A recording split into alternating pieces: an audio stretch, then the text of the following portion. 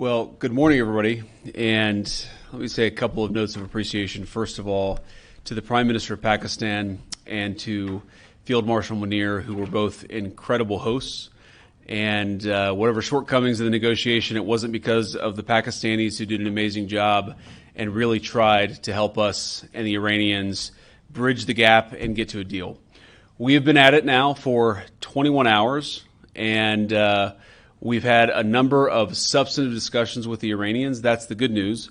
The bad news is that we have not reached an agreement, and I think that's bad news for Iran much more than it's bad news for the United States of America. So we go back to the United States having not come to an agreement. We've made very clear what our red lines are, what things we're willing to accommodate them on, and what things we're not willing to accommodate them on. And we've made that as clear as we possibly could, and they have chosen not to accept our terms. Questions? Sir, Nick Robertson from CNN. Precisely what have they rejected here?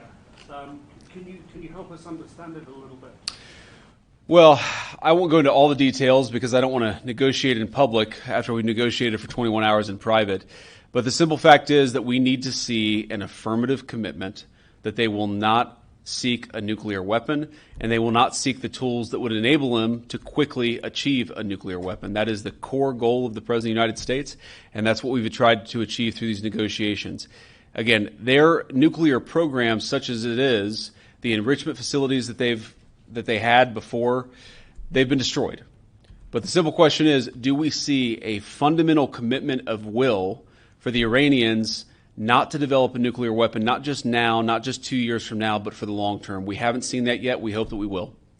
Jen. Was there a framework on anything? And also, did the Iranian frozen assets come up? And did you reach any conclusions on those frozen assets? We talked about all those issues, Jen, and we talked about a number of issues beyond that. And so certainly those things came up. But again, we just could not get to a situation where the Iranians were willing to accept our terms. I think that we were quite flexible. We were quite accommodating. The president told us, you need to come here in good faith and make your best effort to get a deal. We did that. And unfortunately, we weren't able to make any headway. Preston.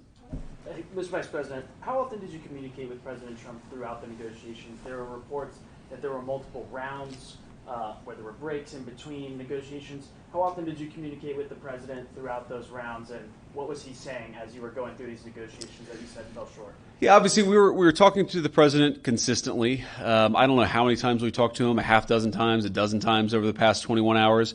We obviously also talked to Admiral Cooper, to Pete, to Marco, to the entire national security team. We talked to Scott Bessent a number of times. So look, we were constantly in communication with the team because we were negotiating in good faith. And we leave here with a very simple proposal, a method of understanding that is our final and best offer. We'll see if the Iranians accept it. Thank you.